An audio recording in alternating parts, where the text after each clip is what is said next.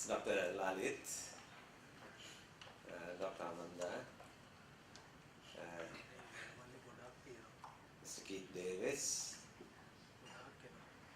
Mr. Omar, Kamil, former mayor of Colombo, partners, overseas delegates, friends.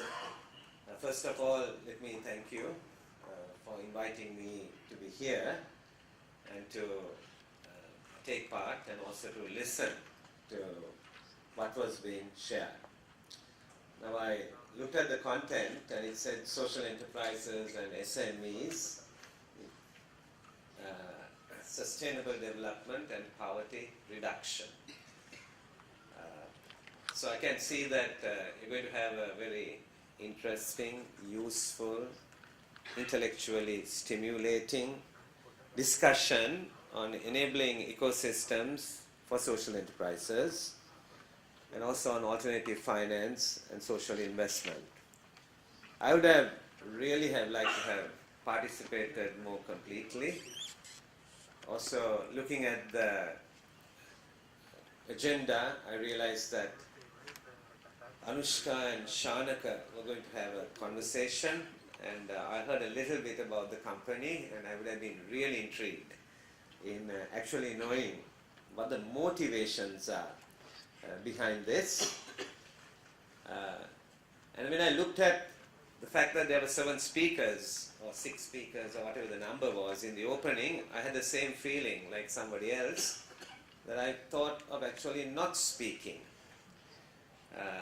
Then I thought about my friends Kamani and Chandula and all, and felt a little nervous of what I might hear after the session if I hadn't spoken. So I told my secretary, please call them up and say, I'll still come, if not as the chief guest, as the cheap guest, but without speaking. And she said to me, you better make that call yourself, because she was too scared to make the call. So I was wondering what I could actually share or add or keep on the table a little bit more for your deliberations as you take it forward over the next 2 days. We know that society, as we understand it today, has taken the worst, if you want, from the left of centralism and bureaucracy. And it has also taken the worst from the right of selfishness and of greed. And this is where we are, and this is what we face. Something I have read more recently said, they talked about 3 principles. They said humans are relational and in need of close and engaged interplay with other humans in larger or smaller communities in order to thrive and develop their potential. So it's relational. Humans are relational. Secondly, humans must take responsibility for their own lives, but not only for theirs, but also for fellow humans and for community at large.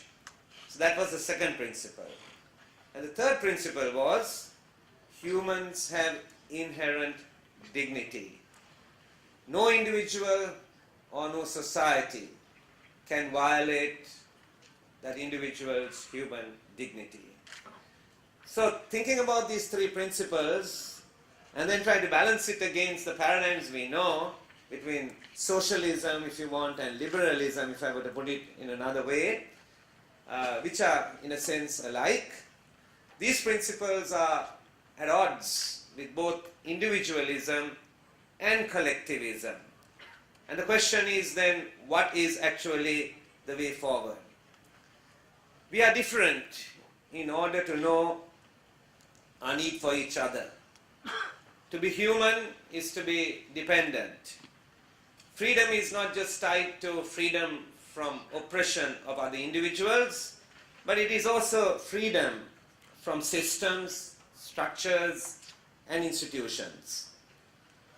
Volunteer associations are good, and in Sri Lanka for the past decade there has been a large attempt to completely discredit volunteer institutions and civil organizations. The January 8th change is about that also, that these are legitimate, not just legitimate, these civil initiatives are actually absolutely important. These associations teach us some values. Values about conversation, values about respect, values about engagement, values about the social market, and community and responsibility. Someone said the future adventure is not about seeking new landscapes, but to see the world with new eyes. That's what it's about. I remember about 25 years ago, in a hotel like this, there was a small luncheon. There was something called the American Business Circle, which predated AmCham, as it's known today. And I was working for Citibank then. I was one of the younger members of it. We were sitting around the table and we were having lunch, and the guest speaker was a former education minister, Lalith Mudali.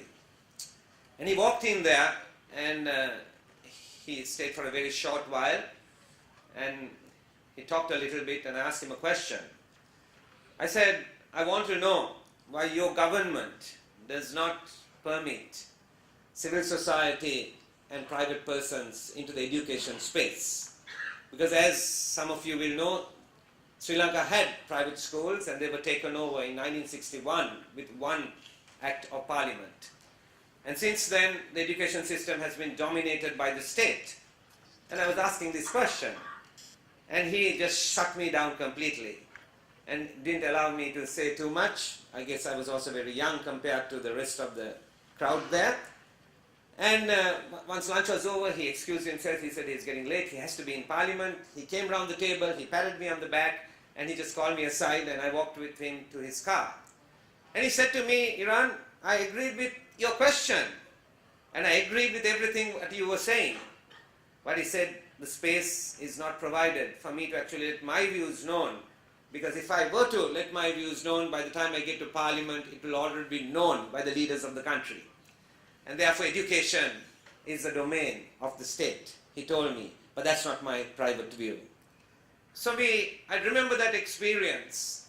And then I remember another experience just 10 years ago, where I was at a business school doing an advanced management program. And this is a business school which had something called social enterprises. I'd been to business schools in the US and in Europe, and I hadn't really seen anything like this. But in this business school in England, right, they had this thing on social enterprises. I came from it, and I decided that I need to do something about it. I was then the chief executive officer of the country's National Development Bank, but even that didn't allow me the space to do it. So I decided to do it as a private venture, but I got together with some people and opened a school. And the whole idea of it was to base it on business principles, to make it sustainable. It's fee-living but not profit-distributing. Now I like what Dr. Amanda said right at the beginning, that let's not put boundaries on what we call social enterprises in this conference and get hooked on the definitional issues, but delve into the most substantive issues that we all face. And I think that's a good bit of guidance right at the beginning.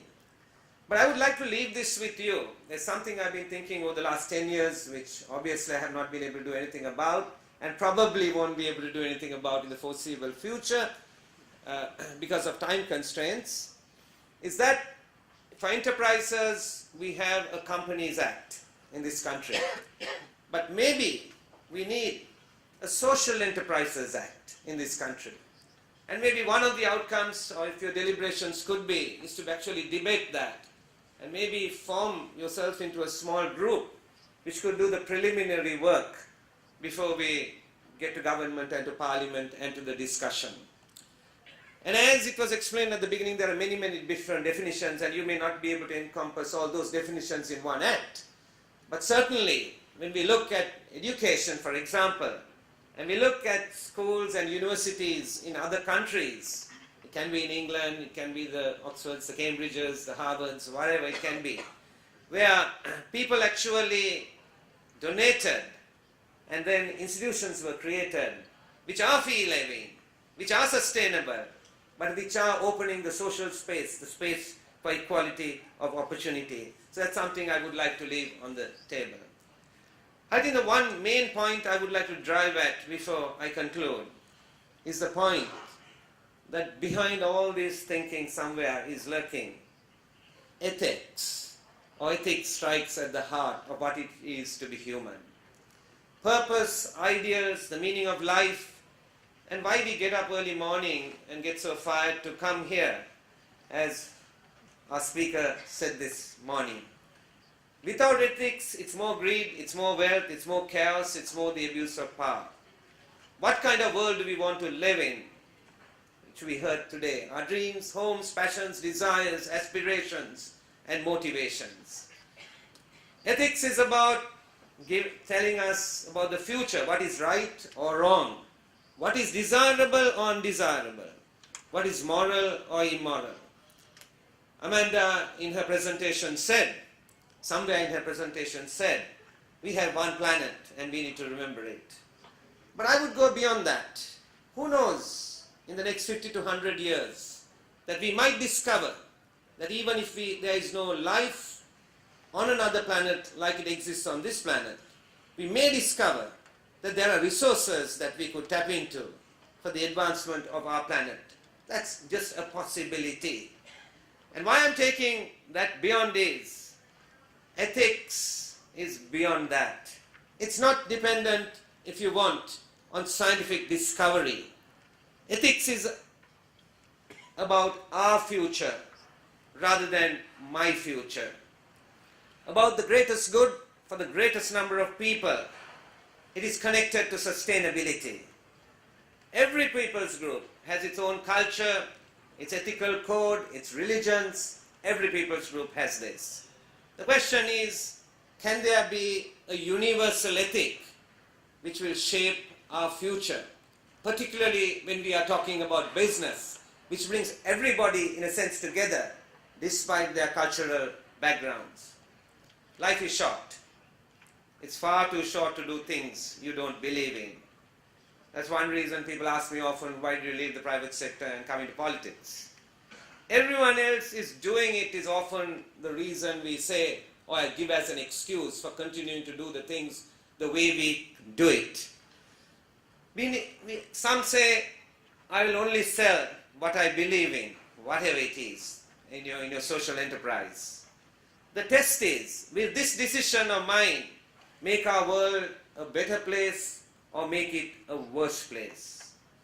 So there is a search that is going on.